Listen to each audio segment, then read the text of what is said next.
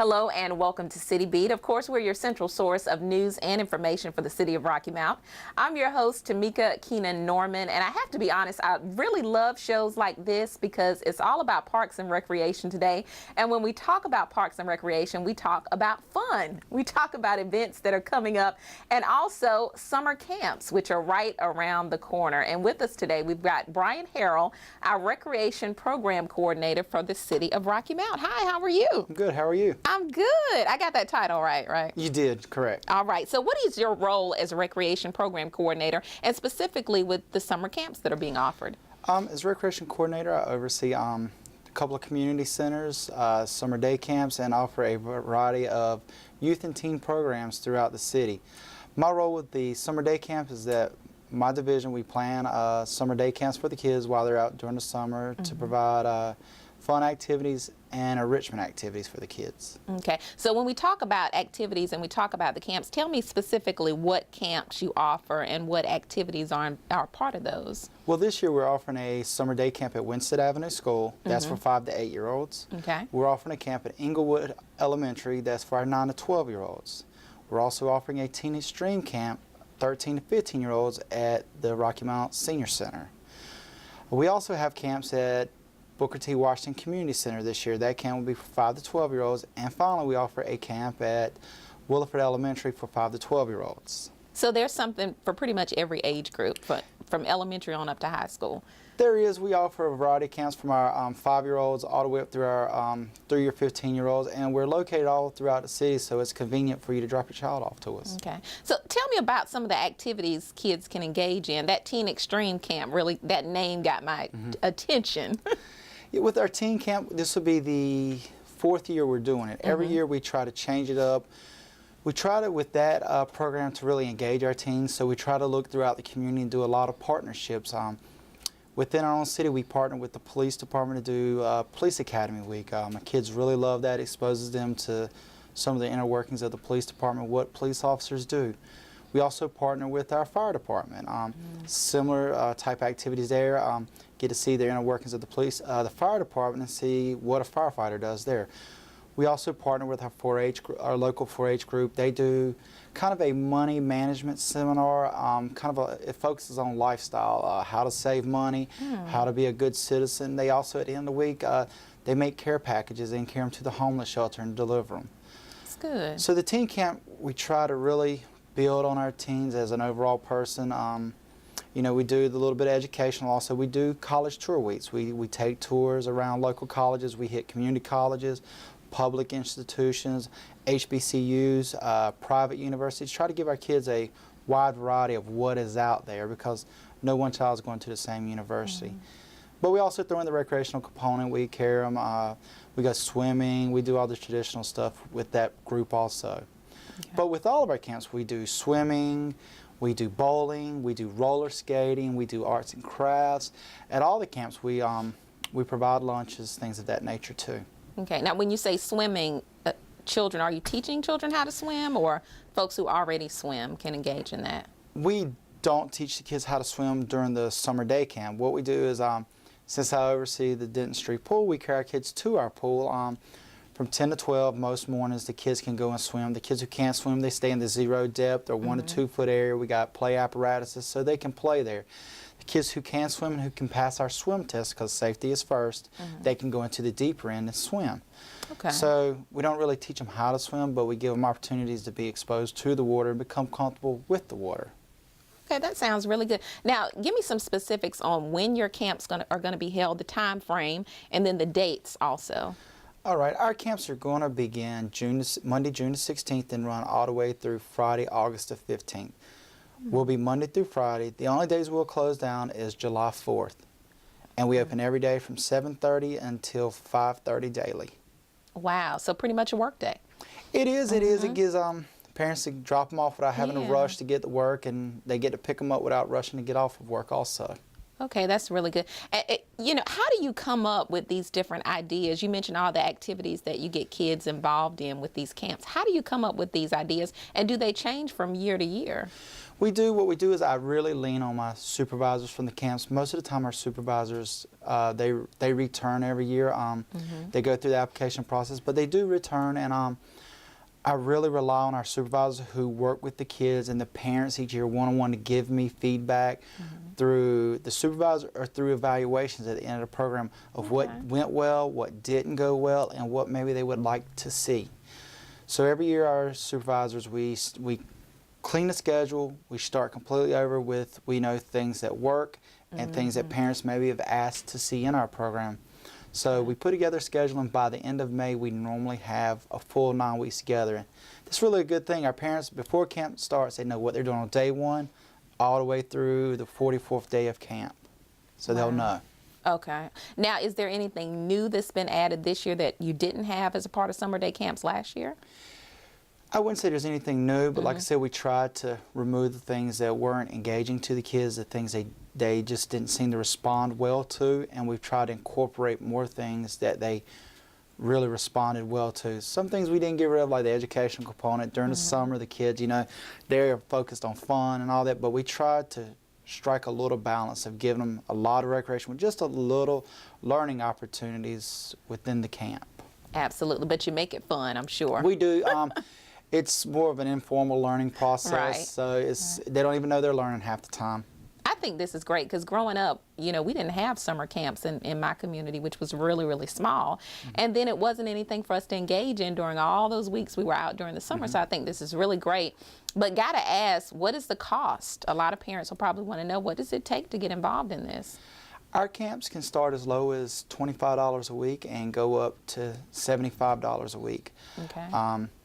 It just really depends on which program you're trying to go to. Some programs are school specific, but you know, parents who decide they may want to attend a $75 camp, we try to make sure pricing for our programs is not a barrier. So our city does offer a scholarship program. Okay. Some of our camps we offer a $10 weekly credit, and some of our other programs we offer a 50% reduction if you qualify. So we try to make camp affordable, try to remove the barrier of not being able to come to our camps. Okay. So how do you qualify for those scholarships and those credits? What you have to do is you contact Human Relations.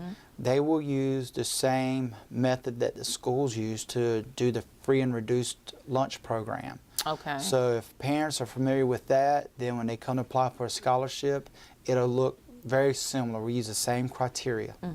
Now, what about meals? Are meals included in the cost for camps? And where are meals coming from? We do. We offer a hot lunch every day. We have been working through Hunter Hill Cafe. This will be their second year providing lunch for us. We work with them. We create a menu before the summer begins. So yet again, our parents before camp starts will know what their children would have at lunch every day. Our lunches are hot. Probably about four days out of the week, 1 day a week. We may do subs or something that type nature, but we do hamburgers, we do hot dogs, we do fried chicken, we may do grilled chicken. We really focus on the USDA's guidelines of healthy eating. So if people are familiar with the My Plate that the USDA is pushing out now, make sure they get a vegetable, a fruit, a starch, a grain, and a meat every day, and milk. That's good. That's good. And if folks are acquainted with Hunter Hill, they'll know that that food is good too, because I go there often for lunch sometimes. Yep. Yeah. Our kids, they love it. They love. I mean, they love it. They can't get enough of it. He does a really good job for us. Yes, they do. Now, what is the deadline for registering for summer camps? There is actually no deadline, but I would caution all parents who may be interested in signing up with us to do it as soon as possible. We do. In all of our camps except for teen camp, we take 50 participants. Our teen camp, we take 20. We'll take kids all the way up until the week of if the week's not full, but it's been my experience that our camps do fill up. We are pretty close to capacity every week. So for a parent, I know with all this cold that's going on right now, that it's not on people's radar, but I would caution the sooner the better. Okay. What about after camp has started? If it's June 16th and folks want to apply, they can apply then as well? They can. The application and the scholarship process is ongoing all through the summer. So if you maybe were at a program, you decided you want to come to us, or you just had the kids home and they were driving you crazy, you can come and see us and sign them up. If you want to come in the middle of the week and sign up for the middle of the week, you can do that if we have space. We try to be very accommodating and work with our parents in the community. All right. Well, thank you so much. Anything else that you want to add? No, I think we covered it all, and we look forward to a very excited summer. Okay. And tell us once again the dates and the times, and as well as the locations for the summer camps, just to remind folks. Our camps are going to be at Winstead Avenue. That's for our 5 to 8-year-olds. We're going to be at Inglewood Elementary for our 9 to 12-year-olds. We'll be at the Rocky Mount Senior Center for our teen camp, 13 to 15-year-olds. We'll also be at Booker T. Washington Community Center for our 5 to 12-year-olds. And at Williford Elementary, we're going to also have a 5 to 12-year-old group there. Camps are going to run from June the 16th all the way through August the 15th, Monday through Friday, from 7:30 to 5:30. All right. And is there a number folks can call if they have any questions? If you have any questions, Tamika, they can contact us at 972-1151, or they can go on the city's website and look up recreation services. I have a website. It's up to date, and as we move closer to the summer, we will be adding more schedules. We'll be adding lunch menu, so we will be adding more and more stuff to give all of our parents information that they may need. All right. Well, thank you, Brian. Thank you so much, for joining Tamika. us. Sounds so exciting. Parks and Recreation Program Coordinator Brian Harrell joining us on the show today. We thank you for tuning into this segment as well. I tell you, this show is going to be all about fun with our Parks and Recreation Department. Coming up next, we're going to talk about the Sunset Easter Extravaganza. So get ready for all the details. I'm Tamika Keenan Norman, and you're watching City Beat. I've always really been into the outdoors. That's why I love the feel of a cool breeze against my face as I cruise down the highway. Did you see that? Then the North Carolina Department of Transportation said that wind was a real drag on my gas mileage. I can save money and help the environment by rolling up my windows and turning on the AC when I'm going over 40 miles per hour. Whoops! So now I'm driving green, I'm saving green, and people no longer confuse me with the lead singer of Twisted Sister. Drive green, save green, a message from the North Carolina Department of Transportation. Remember, be smart when you cool. Hello and welcome back to City Beat. I'm your host, Tamika Keenan Norman, and thanks so much to Brian Harrell for joining us on the show today if you're just tuning in. He told us all about summer day camps that are being offered with Parks and Recreation. And I told you this show was going to be about so much fun. And so here to talk with us today is Cameron Fenderson about the Sunset Easter Extravaganza. How are you? I'm well. How about yourself? I'm doing well. And forgive me, Cameron, what is your title with the city now? I'm actually the collection specialist in Parks and Recreation. Okay, so this year you're supervising Sunset Easter Extravaganza. I am. I'm a part of a committee actually with 3 other people, and we are trying to put together an awesome Sunset Easter Extravaganza this year. Okay, so tell us a little bit about what it is. Okay. Sunset Easter is an activity that's really for the family. It's an opportunity for families to come together, to celebrate Easter, to have free food, fun, and lots of prizes. It's been around 10 plus years, so we're really looking forward to it this year. Every year it grows so much more. Okay, and I think my first year was a couple years ago, and I went to Sunset Easter. The kids just love it. Yes. They love it, love it, love it.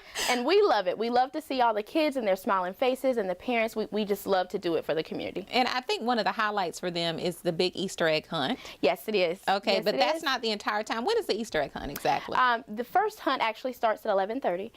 The hunts are segmented based on age, and then they progress later in the day based on the age group. Okay. So it's for 0 to 12 years old. And this year we separated the age groups a little bit differently. We had 3 to 5-year-olds turn out last year, and hundreds of them came.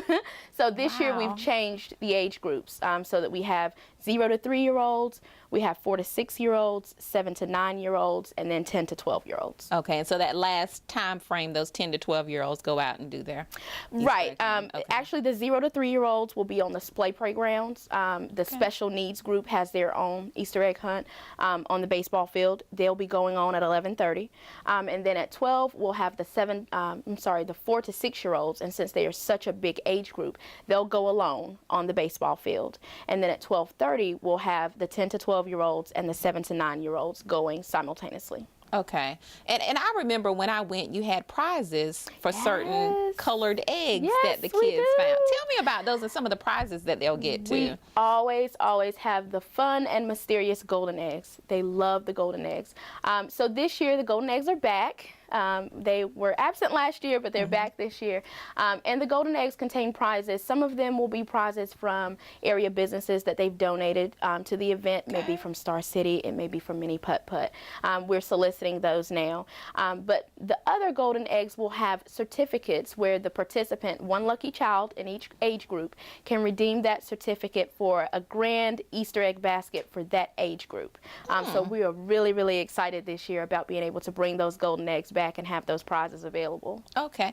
Let's go back to the basics. Okay. We know it's at Sunset Park for That's those right. who Sunset Easter, Sunset That's Park. right. That's right. But what time again for the Easter egg hunt? Easter egg hunt actually begins. The first one begins at 11:30. There'll be another one at 12, another one at 12:30. So all of the hunts should be concluding by 1 p.m. Okay. And what time does the entire event start? Entire event starts at 10 a.m. We'll be out there until 2 p.m. There will be amusement rides with the train, the carousel, the bug ride. We will have the Easter Bunny and hopefully other characters that will be there. We've added in 2 new activities this year. The egg decorating, which we wanted kids to come out and be a part of. And anyone who decorates an egg can then enter their egg into a drawing for the ultimate Easter basket this year. So we're really, really excited about that new component. And then we'll have photo opportunities with the Easter Bunny this year. You know, I have a 3-year-old. I love to be able to take pictures. So this year we thought about giving parents a really cool photo frame, $1 per picture for the child to take a picture with the Easter Bunny, a great souvenir. Wow, just $1. Just That's $1. good. Everything else is free though, right? Everything else is free, yes. And the food is free. We will be giving out tickets for the food, so it is first come, first served basis. But we just want this to be a community event that people can come out and enjoy. Okay, so you don't have to register to participate. You do not. You just show up, make sure you get a ticket, participate in all of our activities. It doesn't matter whether you have an Easter basket, an Easter bucket, or an Easter bag. Bring it out and enjoy the hunts. We do not provide baskets. In previous years, we've provided bags, but you know, it doesn't really matter what you bring. As I said before, in past years, kids have brought buckets that they've decorated themselves as kind of their Easter basket, grocery bags. It's fine. You can bring anything you like to be able to participate in the hunts. All right, so that sounds really All good. right, Sounds really yes. exciting this year, especially with the new picture with the Easter Bunny. Yes, I think folks definitely. are going to like that. Definitely. Okay, so if people want any additional information about the Sunset Easter Extravaganza, what do they need to do? They can call the Parks and Recreation Administrative Office, 252-972-1151, just for general questions. We are soliciting sponsors. Anyone who wants to talk about sponsorships of the event can call that number and speak with myself, Cameron Fenderson, and also volunteers. Volunteers are a huge part of all of the events that we do in Parks and Recreation. So volunteer opportunities are available, and they can call the office and speak with myself as well for that. Okay, now is there a deadline as far as volunteers and sponsors? Well, we are sending out our sponsor information now. Sunset Easter Extravaganza. Any other comments, Cameron? No comments. I just want everybody to come out, have a good time, enjoy us for fun, games, and food. All right. Well, thank you so much. I might come out there too and have some food. Come on out. All right. Thank you so much for tuning in. Thank you, Cameron. When we come back, we're going to talk all about Paws in the Park. We know there are so many dog lovers here in Rocky Mount, so we're going to give you all the details regarding that event. I'm Tamika Keenan Norman. More of City Beat up next. Sorry, but it's over. Is it the lying? No. Is it because I still live with my parents? No. The $200 I stole from your purse? 250. Is it because I took your sister to Hawaii and not you? No, Jerry, that wasn't it at all. Then what is it? You don't recycle. What?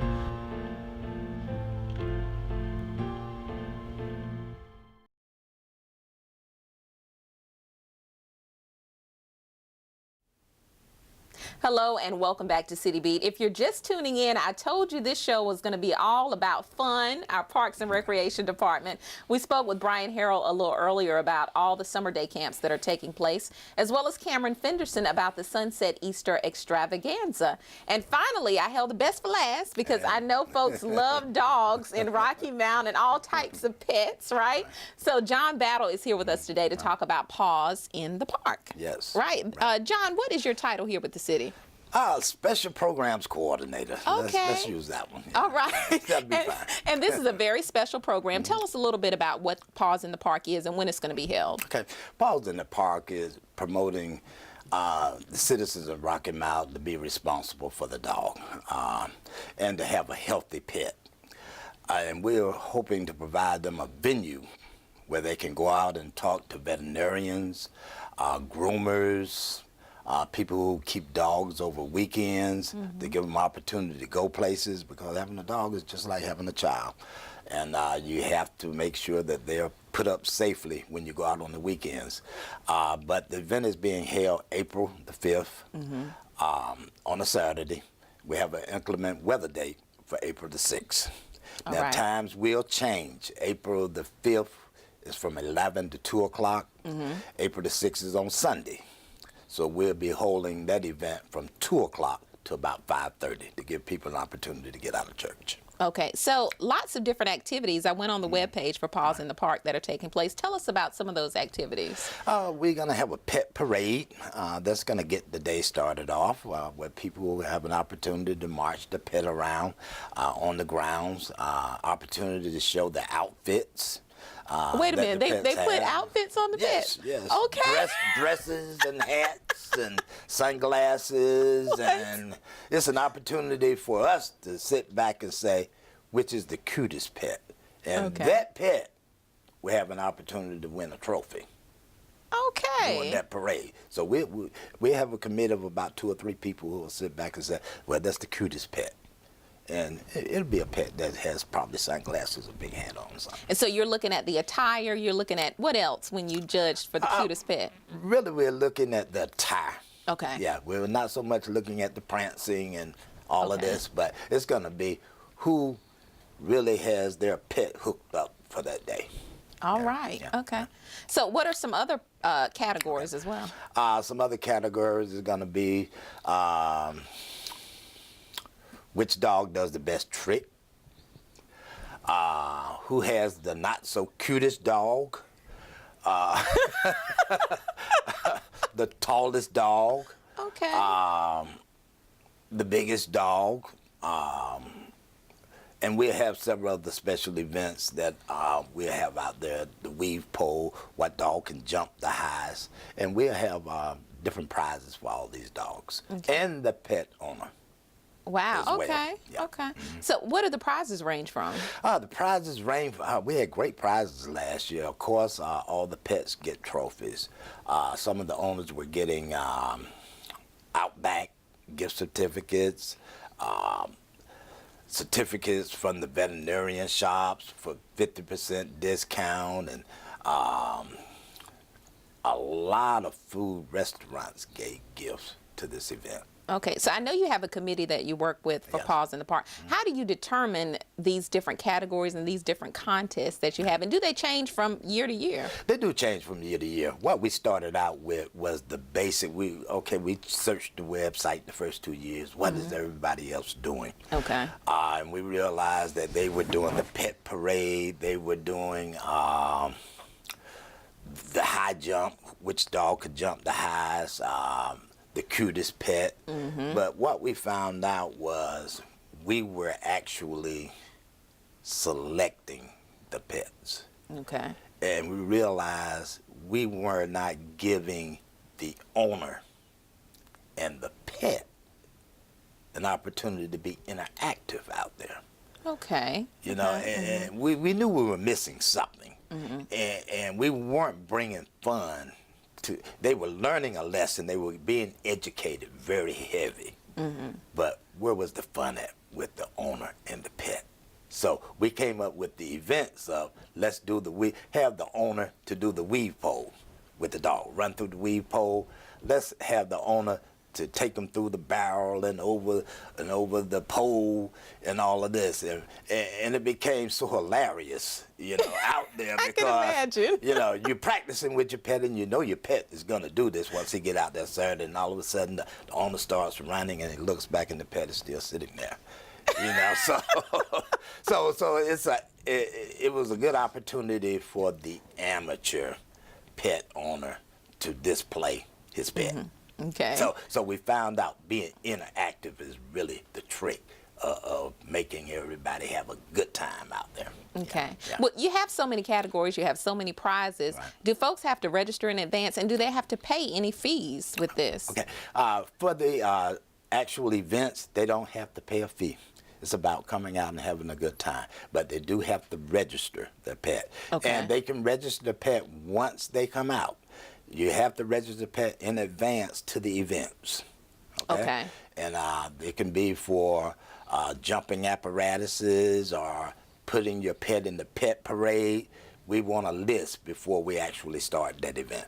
Okay. So about what time can you come out and start registering? You can actually come out and start registering about 10:30.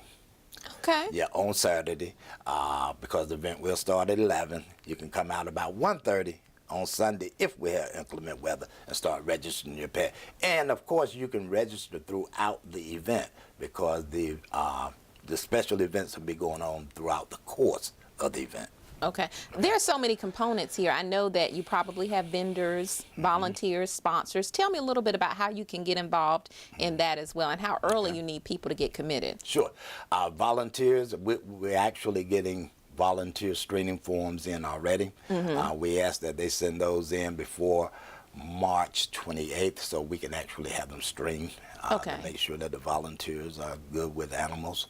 Okay. We put out sponsor packages early in this event, and if someone wants to be a sponsor, they can feel free to call us at 972-1155. Okay, and sponsorships go from, just give me a range, because I know it's different packages. We actually have Friends, which is $25, to the title sponsor, which is $2,000.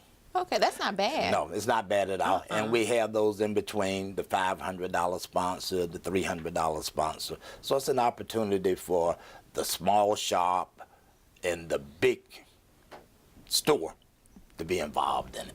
Okay, and to me, this event really sets the precedent for what Parks and Rec has been talking about, which is the possibility of a dog park too. So that's a great thing. Now, how can folks get more details or information about Paws in the Park?